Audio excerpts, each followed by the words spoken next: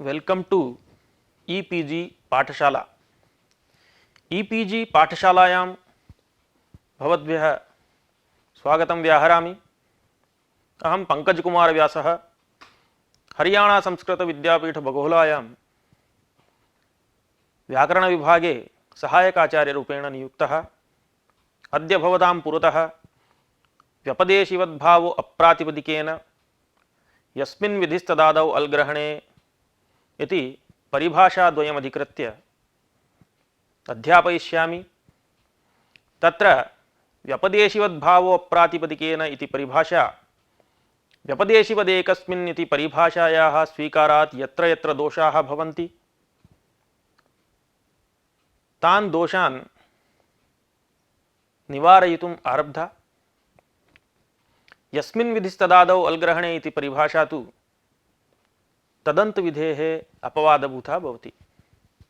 एवञ्च अस्मिन् पाठे मुख्यांशाः भवन्ति व्यपदेशिवदेकस्मिन् इति परिभाषायाः स्वीकारात् समागताः दोषाः के, व्यपदेशिवदेकस्मिन् इति परिभाषा स्वीकारात् आगतानां दोषाणां व्यपदेशिवद्भावः अप्रातिपदिकेन इति परिभाषया कथं परिहारः, किं वा अस्याः ज्ञापकम्, अस्याः प्रवृत्तिस्थलानि, यस्मिन् विधिस्तदादौ अल्ग्रहणे इति परिभाषायाः का आवश्यकता, परिभाषा प्रवृत्तौ किं बीजं, तत्र च कानि प्रमाणानि इत्येतत् सर्वम् अस्मिन् पाठे विस्तरेण निरूप्यते। इतः पूर्वं भवद्भिः व्यपदेशिवदेकस्मिन् इति इयं परिभाषा पठिता। तत्र परिभाषायां निरूपितं यत् अतय्य इत्यनेन यथा दक्ष इत्यादिभ्यः अदन्त प्रातिपदिकेभ्यः प्रत्ययविधिर्भवति तद्वत् वासुदेववाचकात् केवलात् अकारात् इयं न प्राप्नोति। केवले असहाये अकारेपि अदन्तत्व व्यवहारम् उपपाद्य इयं साधयति व्यपदेशिवदेकस्मिन् इति परिभाषा। तत्परिभाषा विषयकं ज्ञानं भवतामस्ति एव। तत्परिभाषानुरोधात् असहाये व्यपदेशिवद्भावस्वीकारात् अन्यत्र दोषाः भवन्ति। तस्मात् तदपवादभूता इयं परिभाषा पठिता व्यपदेशिवद्भावः अप्रातिपदिकेन इति। एवमेव अस्मिन् पाठे विचार्यमाणा द्वितीया परिभाषा येन विधिस्तदन्तस्य इत्यस्य अपवादभूता यस्मिन् विधिस्तदादौ अल्ग्रहणे इति। तत्र येन विधिस्तदन्तस्य इति सूत्रेण विशेषणं तदन्तस्य संज्ञा स्यात् इत्यर्थकरणात् वान्तोयी प्रत्यये इति सूत्रेपि यी इति प्रत्यये इत्यस्य विशेषणमस्ति। तस्मात् तत्र यादौ प्रत्यये इत्यर्थः न सम्भवति। तदर्थं तदन्तविधेः अपवादभूता इयं परिभाषा पठिता। अनया रीत्या अस्मिन् पाठे व्यपदेशिवदेकस्मिन् इति परिभाषा स्वीकारे दोषाणां सत्वात् प्रकृतपरिभाषया तान् दोषान् परिहर्तुं यः उपायः ग्रन्थकारेण उक्तः सः अस्याः ज्ञापकं प्रवृत्तिस्थलानि एवमेव यस्मिन् विधिस्तदादौ अल्ग्रहणे इति परिभाषायाः आवश्यकता, परिभाषा प्रवृत्तौ किं बीजं, तत्र च भाष्ये कानि प्रमाणानि इत्यादिकं सर्वं विस्तरेण विचार्यते। प्रथमं व्यपदेशिवद्भावो अप्रातिपदिकेन इति परिभाषायाः का आवश्यकता इति प्रतिपादयामः।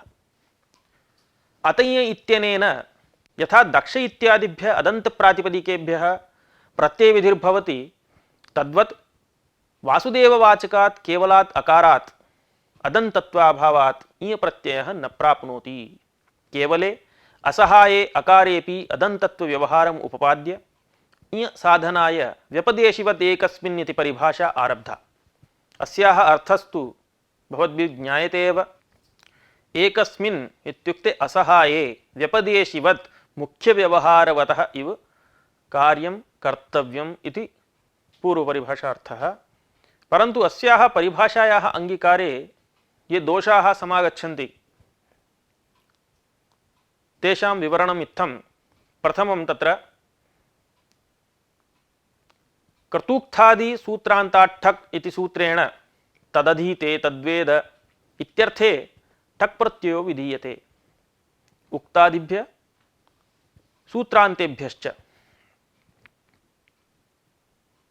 पुनः कथयामि प्रथमदोषः इत्यारभ्य। तत्र प्रथमः दोषः कर्तूक्थादि सूत्रान्तात् ठक् इति सूत्रेण तदधीते तद्वेद इत्यर्थे ठक् प्रत्ययो विधीयते उक्तादिभ्य सूत्रान्तेभ्यश्च।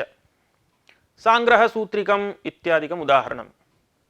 तत्र सूत्रान्तेभ्यस्तु अकल्पादेरेव ठक् प्रत्ययः कर्तव्यः इति सूत्रान्तात्तु अकल्पादेरेव इष्यते इति वार्तिकेन सूच्यते।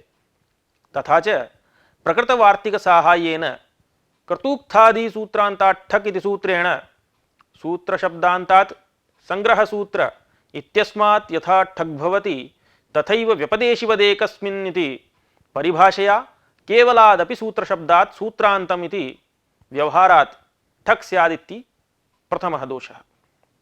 एवमेव तदस्मिन् अधिकमिति दशान्ताड्डः इति सूत्रेण तदधिकम् अस्मिन् इति विग्रहे दशान्ताड् प्रत्ययः विधीयते। एकादश अधिकाः अस्मिन् इति एकादशन् इत्युदाहरणम्। अत्र दशान्तशब्दात् एकादशन् इत्यस्मात् यथा डप् प्रत्ययो भवति तथैव व्यपदेशिवदेकस्मिन् इति परिभाषया केवलादपि दशन् शब्दात् दशान्तमिति व्यवहारात् डः स्यात् इति अपरः दोषः। एवमेव एकगोपूर्वात् ठञ् नित्यम् इत्यनेन एकपूर्वात् गोपूर्वाच्च नित्यं ठञ् विधीयते मत्वर्थे।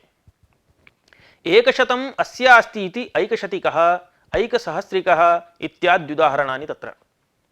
अत्र एकपूर्वात् एकशतशब्दात् यथा ठञ् भवति तथैव व्यपदेशिवदेकस्मिन् इति परिभाषया केवलादपि एकशब्दात् एकपूर्व इति व्यवहारात् ठञ् स्यादिति अन्यः दोषः प्रसज्यते। एवञ्च व्यपदेशिवदेकस्मिन् इति परिभाषाङ्गीकारे मुख्य इव केवलेपि मुख्यव्यवहारात् उपर्युक्ताः दोषाः प्रसज्यन्ते। अतः तेषां वारणाय परिभाषा इयम् आरब्धा व्यपदेशिवद्भावो अप्रातिपदिकेन इति। अत्रापि परिभाषायां ग्रहणवता प्रातिपदिकेन तदन्तविधिर्नास्ति इति पूर्वपरिभाषातः ग्रहणवता इति सम्बध्यते। तेन अस्याः परिभाषायाः अर्थः भवति यत्र सूत्रे यस्य प्रातिपदिकस्य विशिष्य तत्तद्रूपेण उच्चारणं कृतं तत्र विशिष्य उच्चारणवता प्रातिपदिकेन व्यपदेशिवद्भावो न भवति इति। अनया रीत्या यः अर्थः अस्माभिः उक्तः तस्य समन्वयं प्रकृते पश्यामः। यथा प्रकृते कर्तूक्थादिसूत्रान्तात् ठक् तदस्मिन् अधिकमिति दशान्ताड्डः एकगोपूर्वात् ठञ् नित्यम् इति सूत्रत्रयेपि अन्तादिपदघटितानि सूत्रान्त दशान्त एकगोपूर्वकानि प्रातिपदिकानि विशिष्य उच्चारितानि वर्तन्ते। एतेभ्यः प्रातिपदिकेभ्यः क्रमेण ठक् ड ठञ् प्रत्ययाः विहिताः। अतः प्रकृतपरिभाषानुसारेण विशिष्य उच्चारितवद्भ्यः प्रातिपदिकेभ्यः व्यपदेशिवद्भावं स्वीकृत्य सूत्रशब्दात् दशन् शब्दात् एकशब्दाच्च केवलात् तत्तत्सूत्रेण विहिताः प्रत्ययाः न भवन्ति। तेन व्यपदेशिवदेकस्मिन् इति परिभाषया प्रसक्ताः दोषाः अनया परिभाषया वार्यन्ते इति। अधुना अस्याः परिभाषायाः ज्ञापकं किम् इति निरूपयामः। अस्याः परिभाषायाः ज्ञापकं भवति पूर्वात् सपूर्वादिनिः इति एकयोगकर्तव्ये पृथग्योगकरणम् इति। अस्य अयमाशयः अष्टाध्याय्यां महर्षि पाणिनिना पूर्वादिनिः सपूर्वाच्च इति सूत्रद्वयं पठितं। तत्र च क्रमेण उदाहरणानि पूर्वं कृतम् अनेन इत्यर्थे पूर्वी कटः पूर्वं कृतः अनेन इत्यर्थे कृतपूर्वीकटम् इत्यादीनि। तत्र भाष्यकारेण एवं शङ्कितं यत् पूर्वादिनिः सपूर्वाच्च इति द्वयोः सूत्रयोः स्थाने पूर्वात् स पूर्वादिनिः इति एकयोगेनापि केवलपूर्वशब्दे व्यपदेशिवद्भावेन स पूर्वत्वं व्यपदिश्य इनि प्रत्यये सिद्धे पूर्वी कृतपूर्वी इति रूपद्वयसाधनाय कृतं पृथक्करणं व्यर्थम्। एवं पृथक्करणं व्यर्थं सत् परिभाषामिमां ज्ञापयति व्यपदेशिवद्भावो प्रातिपदिकेन इति। ज्ञापितायां तु परिभाषायां ग्रहणवता प्रातिपदिकेन व्यपदेशिवद्भावस्य निषेधात् केवल पूर्वशब्दे सपूर्वत्वम् अतिदेष्टुं न शक्यते। अतः एकयोगेन कृतपूर्वी पूर्वी इति रूपद्वयस्य असिद्धेः पृथग्योगः स्वांशे चरितार्थः। अन्यत्र फलन्तु कृतूक्तादिसूत्रान्तात् ठक् इत्यादौ केवलसूत्रशब्दे सूत्रान्तत्वस्य व्यपदेशिवद्भाववारणेन ठगः वारणम् इत्यादि। अत्र ज्ञापकं विघटयितुं पूर्वपक्षी प्रश्नमुद्भावयति। इष्टादिभ्यश्च इति उत्तरसूत्रे अनुवृत्त्यर्थं हि पृथग्योगकरणम्। अर्थात् यत् पृथग्योगकरणं कृतं तत् परिभाषां न ज्ञापयति, यतोहि तद्व्यर्थं नास्ति इति पूर्वपक्षिणः आशयः। तदित्थं कथयति इष्टादिभ्यश्च इति उत्तरसूत्रे अनुवृत्त्यर्थं हि पृथग्योगकरणं तेन अनिष्टि इत्यादि रूपाणि सिद्ध्यन्ति। तथा च पृथग्योगः यदा अनुवृत्त्यर्थं चरितार्थः तर्हि कथं वा परिभाषां ज्ञापयति इति। तत्र प्रश्नकर्तुः अयम् अभिप्रायः पृथग्योगकरणं व्यर्थं नास्ति। यतः सपूर्वाच्च इति सूत्रस्य अनुवृत्तिः इष्टादिभ्यश्च इति सूत्रे अनिष्टि इत्यादि रूपसिद्धये अपेक्षिता। इष्टादिभ्यश्च इति सूत्रे सपूर्वात् इति अनुवृत्त्या इष्टमनेन इष्टि इतिवत् सपूर्वात् अनिष्टि इति सिद्ध्यति। कृते तु एकयोगे एकयोगनिर्दिष्टानां सहवा प्रवृत्तिः सहवा निवृत्तिः इति न्यायेन सपूर्वादिति एकयोगस्य अनुवृत्तिः कर्तुं न शक्यते। तस्मात् पृथग्योगकरणं कथं व्यर्थं चरितार्थमेव। अतः चरितार्थं पृथग्योगकरणं कथं वा परिभाषायाः ज्ञापकं भवितुम् अर्हति इति चेत् अत्र सिद्धान्तिनः उत्तरं पृथग्योगकरणमेव परिभाषायाः ज्ञापकं। यतः अयं योगविभागः इष्टादिभ्यश्च इति उत्तरसूत्रे अनुवृत्त्यर्थं नास्ति। एवं तर्हि अनिष्ट इत्यादि रूपाणि कथं सिद्धेयुः।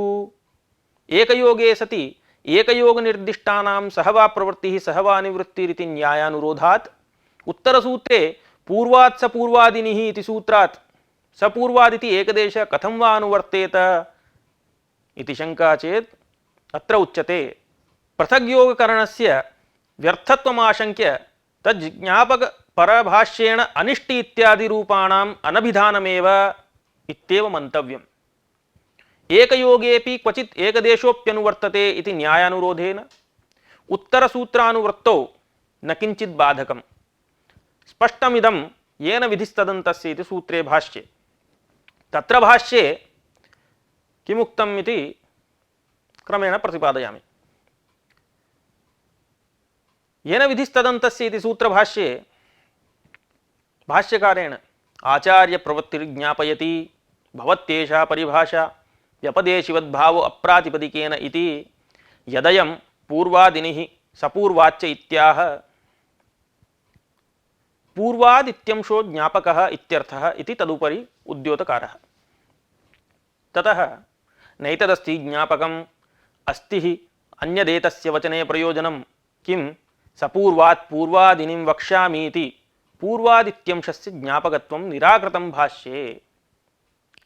पूर्वग्रहणे त्यक्ते सपूर्वादिनिः इति उच्यमाने सर्वस्मात् सपूर्वात् प्राप्नोति इति कथं ज्ञापकम् इत्यर्थः प्रदीपे वर्णितः। ततः भाष्ये यत्तर्हि योग विभागं करोति इतरता हि पूर्वात् सपूर्वादिनिः इत्येव ब्रूयात् इति पृथग् योगकरणस्य ज्ञापकत्वम् उक्तम्। एतत् भाष्य प्रामाण्यात् स्पष्टं यद् अनिष्टि इत्यादि रूपाणाम् अनभिधानमेव। पृथक्तया इष्टि इति साधयित्वा नै समासेन अनिष्टि इति यदि साध्यते तर्हि अस्माकं विप्रतिपत्तिः नास्ति। एवञ्च एतत् प्रयोगसाधनाय कृतस्य योगविभागस्य प्रकृतपरिभाषा ज्ञापकत्वकथनम् असङ्गतं स्यात्, तस्मात् इयं परिभाषा अवश्यम् अङ्गीकर्तव्या इति आयातम्। अधुना अस्याः परिभाषायाः सत्त्वे किं प्रमाणम् इति कथ्यते। परिभाषाङ्गीकारादेव ग्रहणवता प्रातिपदिकेन व्यपदेशिवद्भावः निषिध्यते। तस्मादेव नान्तादसंख्यादेर्मट् इति सूत्रं चरितार्थं भवति। एतत् परिभाषाभावे तु पंचमः इत्यादावपि व्यपदेशिवद्भावे स्वीकृते संख्यादित्वात् असंख्यादेः इति निषेधात् मठः अप्रवृत्तौ तत्सूत्रवैयर्थ्यं स्पष्टमेव। अस्य अयं भावः नान्तादसंख्यादेर्मट् इति सूत्रेण असंख्यादेः नान्तात् परस्य डट् प्रत्ययस्य मडागमो विधीयते। यदा इयं परिभाषा नास्ति तदा ग्रहणवता प्रातिपदिकेन व्यपदेशिवद्भाव प्रवृत्तो पंचन् शब्दस्यापि संख्यादित्वात् असंख्यादेरिति निषेधेन पंचन् शब्दात् पंचानां पूर्णः इत्यर्थे तस्य पूर्णे डट् इति सूत्रेण डट् प्रत्यये कृते नान्तादसंख्यादेर्मट् इति डटः विधीयमानः मडागमः न प्राप्नोति। तथा सति कुत्रापि सूत्रस्य अप्रवृत्तौ सूत्रमेव व्यर्थं स्यात्। अतः यतः सूत्रारंभः कृतः पाणिनिना ततो ज्ञायते इयं परिभाषा वर्तते व्यपदेशिवद्भावो अप्रातिपदिकेन इति। अस्याः परिभाषायाः प्रवृत्तिस्थलानि कानि इति अधुना विचार्यते। यत् परिभाषा इयं प्रातिपदिकग्रहणे एव प्रवर्तते, न तु प्रातिपदिका प्रातिपदिकग्रहणे। तेन उगितश्च इत्यत्र न दोषः इति उगितश्च इति सूत्रभाष्ये स्पष्टम्। अस्य अयमाशयः यत् उगित् इत्युक्ते उगित् प्रातिपदिकम् उगित् प्रत्ययश्च सम्भवति। उगितश्च इति सूत्रे उभयं गृह्यते। उगित् प्रातिपदिकस्य उदाहरणं भाधातोः उणादि डवतु प्रत्ययेन निष्पन्नं भवतु इति अव्युत्पन्नं प्रातिपदिकम्। उगित् प्रत्ययस्य उदाहरणं पच् धातोः शत्रुप्रत्ययेन निष्पन्नं पचत् इति प्रातिपदिकम्। परिभाषेयं तत्रैव प्रवृत्तिमर्हति यत्र सूत्रे प्रातिपदिकस्य विशिष्य ग्रहणं कृतम्। उगितश्च इत्यत्र तु प्रातिपदिक अप्रातिपदिक साधारणस्य ग्रहणम्। अतः तत्र परिभाषायाः अप्रवृत्तेः केवलादपि उगित् प्रातिपदिकात् व्यपदेशिवद्भावेन उगिदन्तम् इति मत्वा नीप्रत्ययो विधीयते। तस्यैव फलं यत् यथा अतिभवति इत्यत्र अतिभवत् इति उगिदन्तात् यथा नीप् सिद्ध्यति तथा केवलात् भवत् शब्दादपि तेन भवति इत्यस्य सिद्धिः भवति। अतएव तत्सूत्रभाष्ये अथवा पुनरस्तु उगिदन्तात् प्रातिपदिकादिति कथं भवति महति इति व्यपदेशिवद्भावेन भविष्यति ननु चोक्तं व्यपदेशिवद्भावो प्रातिपदिकेन इति नैतत् प्रातिपदिकग्रहणं प्रातिपदिका प्रातिपदिकयोः ग्रहणम् इत्युक्तम्। अनेन भाष्येन स्पष्टं यत् इयं प्रातिपदिकग्रहणे एव प्रवर्तते न तु प्रातिपदिका प्रातिपदिकग्रहणे। अधुना इयं प्रातिपदिकग्रहणे एव प्रवर्तते इति निरूप्य अस्याः प्रत्ययविधिविषयत्वम् अस्ति इति निरूप्यते। इयं परिभाषा प्रातिपदिकग्रहणे एव प्रवर्तते, प्रातिपदिका प्रातिपदिकग्रहणे तु न इति निरूप्य अधुना परिभाषायाः प्रत्ययविधिविषयत्वं निरूप्यते। एवञ्च प्रकृतपरिभाषा ग्रहणवता प्रातिपदिकेन तदन्तविधिर्नास्ति इति परिभाषा च प्रत्ययविधिविषयैव, नाम यत्र प्रत्ययस्य विधि तद्विषयैव इत्यर्थः, न तु प्रत्ययविधिभिन्नऋत्वादिविधौ अपि तद्विषये अपि इत्यर्थः। यतः ग्रहणवता प्रातिपदिकेन तदन्तविधिर्नास्ति इति परिभाषायाः येन विधिस्तदन्तस्य इति सूत्रस्थस्य समासप्रत्ययविधौ प्रतिषेध इति वार्तिकस्य प्रत्ययांशस्य अनुवादकत्वात् तस्याः प्रत्ययविधिविषयत्वमेव प्रत्ययविधौ ग्रहणवता प्रातिपदिकेन तदन्तविधिप्रतिषेधः इत्यर्थः। तद्वत् प्रकृतपरिभाषायाः अपि प्रत्ययविधिविषयत्वं प्रत्ययविधौ ग्रहणवता प्रातिपदिकेन न व्यपदेशीवद्भावः इत्यर्थः इति भाष्यसम्मतम्। एतच्च असमासे निष्कादिभ्य इति सूत्रे भाष्यकय्यटयोः स्पष्टम्। तत्र असमासे निष्कादिभ्यः इति सूत्रभाष्ये निष्कादिषु असमासग्रहणं क्रियते ज्ञापकार्थं किं ज्ञाप्यम् एतद् ज्ञापयति आचार्यः पूर्वत्र तदन्तविधेः प्रतिषेधो भवति इत्युक्त्वा प्रयोजनविचारे इदं तर्हि प्रयोजनम् आर्हादगोपुच्छसङ्ख्यापरिमाणाट्ठक् परमगोपुच्छेन क्रीतं पारमगोपुच्छिकम् इत्युक्त्वा तदुत्तरम् एतदपि नास्ति प्रयोजनं विधौ प्रतिषेधः प्रतिषेधश्चायम् इत्युक्तं। तत्र प्रदीपे कय्यटेन विधौ प्रतिषेधः इति प्रतीकमादाय पूर्वादिनिः सपूर्वाच्च इति प्रत्ययविधौ ग्रहणवता इत्येतस्याः परिभाषायाः ज्ञापितत्वात् यत्रैव प्रत्ययो विधीयते तत्रैव अनया तदन्तविधिः प्रतिषिध्यते। अगोपुच्छसङ्ख्यापरिमाणाद् इत्यनेन तु ठक् प्रतिषिध्यते इति न तदन्तविधिप्रतिषेधः नापि व्यपदेशिवद्भावप्रतिषेधः इत्युक्तम्। अगोपुच्छसङ्ख्यापरिमाणादित्यनेन तु ठक् प्रतिषिध्यते इति न तदन्तविधिप्रतिषेधः नापि व्यपदेशिवद्भावप्रतिषेधः इत्यादि भाष्येण स्पष्टं यत् अनयोः परिभाषयोः प्रत्ययविधिविषये एव प्रवृत्तिरिति। इयं परिभाषा प्रत्ययविधिविषया एव इत्येतस्य अधुना फलमुच्यते। अस्याः प्रत्ययविधौ प्रवृत्तिस्वीकरणस्य इदं फलं भवति यत् अहन् इति सूत्रेण अहन् इत्यस्य अन्त्यस्य ऋत्वं विधीयते पदान्ते। तत्र प्रातिपदिकं विशेषीकृत्य तदन्तविधौ अहन् शब्दान्ते परमाहन् शब्दे ऋत्वविधिः प्रवर्तते। अयञ्च ऋत्वविधिः न तु प्रत्ययविधिः। तस्मात् प्रत्ययविधिभिन्नत्वात् व्यपदेशिवद्भावो अप्रातिपदिकेन इति परिभाषायाः अप्रवृत्तौ व्यपदेशिवद्भावस्य अनिषेधे केवल अहन् शब्देपि तदन्तत्वं स्वीकृत्य ऋत्वं भवत्येव इत्यनया रीत्या व्यपदेशिवद्भावो अप्रातिपदिकेन इति परिभाषायाः विषयः समाप्तः। अधुना अस्मिन् पाठे द्वितीया परिभाषा भवति यस्मिन् विधिस्तदादावल्ग्रहणे इति। तस्याः परिभाषायाः का आवश्यकता इति उच्यते। येन विधिस्तदन्तस्य इति सूत्रेण विशेषणं तदन्तस्य संज्ञां करोति। तस्मात् वान्तोयी प्रत्यये इति सूत्रे यी इति प्रत्यये इत्यस्य विशेषणमस्ति। तस्मादत्रापि यान्ते प्रत्यये परे इत्येव अर्थः स्यात् न तु यादौ प्रत्यये परे इति अपेक्षितार्थः। तस्माद् अपेक्षितार्थः न संभवति इत्युक्ते अत्र अयं पूर्वपक्षः। शास्त्रे यान्त प्रत्यय एव अप्रसिद्धः। अतः तादृशार्थस्य असंभवात् यादौ प्रत्यये परे इत्यर्थकरणे न कापि बाधा।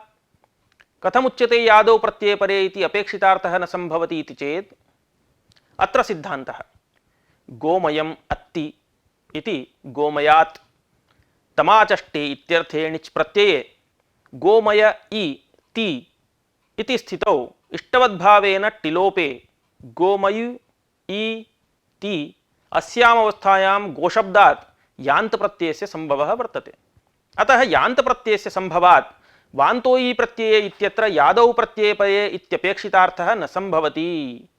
अतः तदर्थसंपादिका तदन्तविधेः अपवादभूता परिभाषा भाष्ये पठिता यस्मिन् विधिस्तदादावल्ग्रहणे इति। यस्मिन् विधिस्तदादावल्ग्रहणे इति परिभाषायाः अर्थः कः इत्युक्ते अस्यां परिभाषायां यस्मिन् इति सप्तम्यन्तानुकरणं तस्य च अल्ग्रहणे इत्यनेन विशेषणतया संबंधः। अल् गृह्यते येन तद् अल्ग्रहणं करणे ल्युट् स च बोधकपरः अल् बोधके इत्यर्थः। विधीयते असौ इति विधिरिति कर्मव्युत्पत्त्या कार्यमुच्यते। इत्थञ्च अल्बोधके सप्तम्यन्ते विशेषणीभूते सति तन्निमित्तको यो विधिरुच्यते स तदादौ परतः बोध्यः इति परिभाषार्थः संपद्यते। एवञ्च यः परिभाषार्थः संपन्नः तस्य समन्वयं वान्तोयि प्रत्यय इत्यत्र पश्यामः।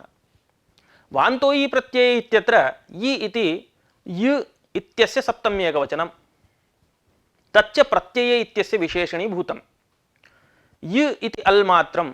एवञ्च परिभाषानुसारेण अल्बोधके यि इति सप्तम्यन्ते विशेषणीभूते सति तन्निमित्तको यकार प्रत्यय निमित्तको यो विधिः वान्तादेश विधिः स तदादौ यकारादौ प्रत्यय परतः बोध्यः।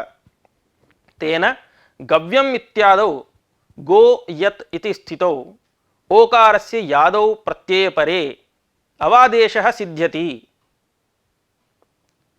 अधुना परिभाषायाः तदन्तविधेः अपवादत्वं तत्प्रवृत्तिस्थलत्वं च एतत् उभयं निरूप्यते। इयं परिभाषा तदन्तविधेः अपवादः। तदन्तविधिस्तु विशेष्य सन्निधाने एव भवति। यत्र विशेष्यं सन्निहितं तत्रैव विशेषणस्य संभवात् विशेषणीभूतेन तदन्तविधिः क्रियते। तेन उत्सर्गसमानदेशाः अपवादाः इति न्यायेन तदन्तविधेः अपवादभूतेयं तत्रैव प्रवृत्तिम् अर्हति यत्र विशेष्यं सन्निहितम्। अतएव इको यणचि इत्यादौ अचि इति सप्तम्यन्तस्य श्रुतत्वेपि विशेष्यपदसन्निधानाभावात् तदन्तविधेः प्रसक्तिर्नास्ति इत्यतः तत्समानदेशीयस्य तदादिविधेरपि तत्र न प्रसक्तिः। इयं परिभाषा वाचनिकी भवति। येन विधिस्तदन्तस्य इति सूत्रभाष्ये वचनरूपे पठिता। तत्र हि भाष्ये यस्मिन् विधिस्तदादावल्ग्रहणे यस्मिन् विधिस्तदादाविति वक्तव्यं किं प्रयोजनम् अजिष्णुधातु भ्रुवां योर्यङ्गुवङ्गौ इति इहैव स्यात् श्रियौ भ्रुवा श्रियः भ्रुवः इत्यत्र न स्यात् इत्युक्तम्। अस्य भाष्यस्य अयमाशयः यदि इयं परिभाषा न स्वीक्रियते तर्हि अचिष्णुधातु भ्रुवां योर्यङ्गुवङ्गौ इत्यत्र अंगस्य इत्यधिकारात् अंगाक्षिप्त प्रत्यये इत्यस्य विशेषणीभूते अचि नाम अज्मात्रे प्रत्यये परे इत्यर्थात् औ टा इत्यादिषु श्रियौ भ्रुवा इत्यादौ इयङ्गुवङ्गौ सिद्धेताम्। तथापि जसि शसि ङसि इत्यादि स्थलेषु अजादि प्रत्ययः न तु अज्मात्रः।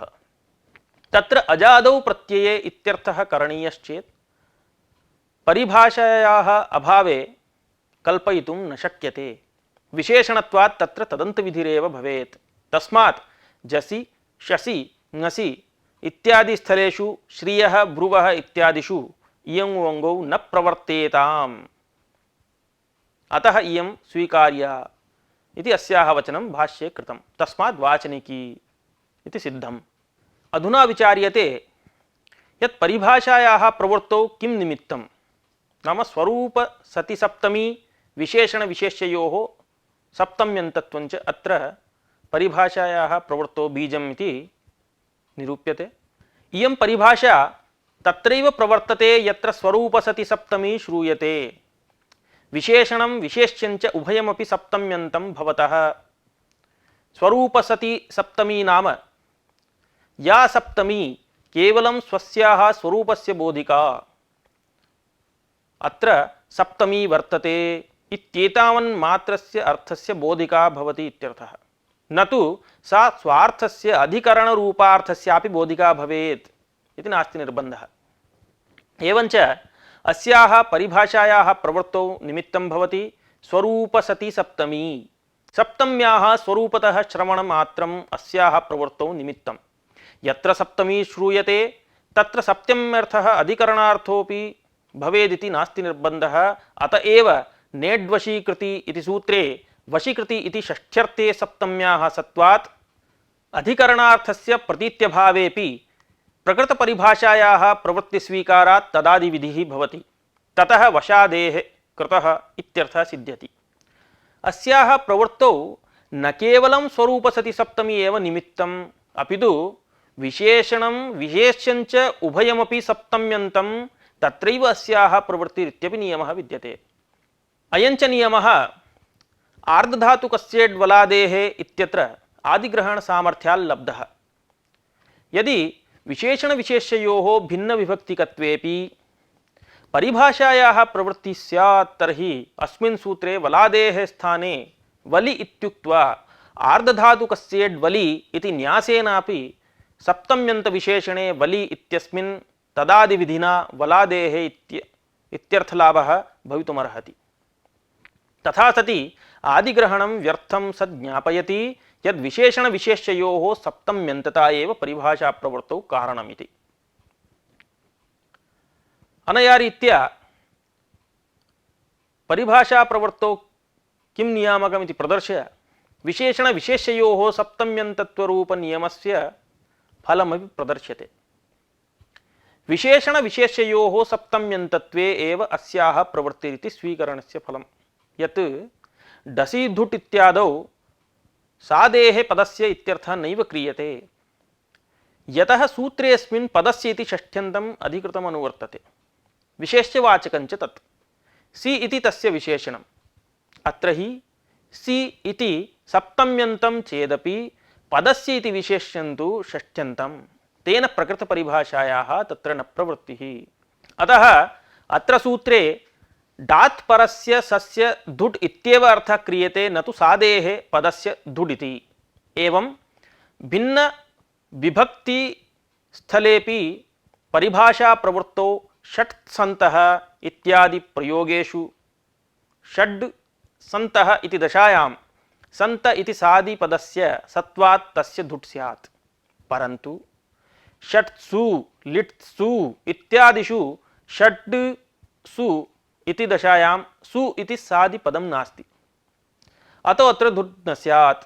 अतः स्पष्टमिदं यत् परिभाषायाः प्रवृत्तौ सप्तम्यन्त पदश्रवणेऽपि विशेषणविशेष्ययोः सप्तम्यन्तत्वम् अपेक्षते, तदानीमेव इयं परिभाषा प्रवर्तते।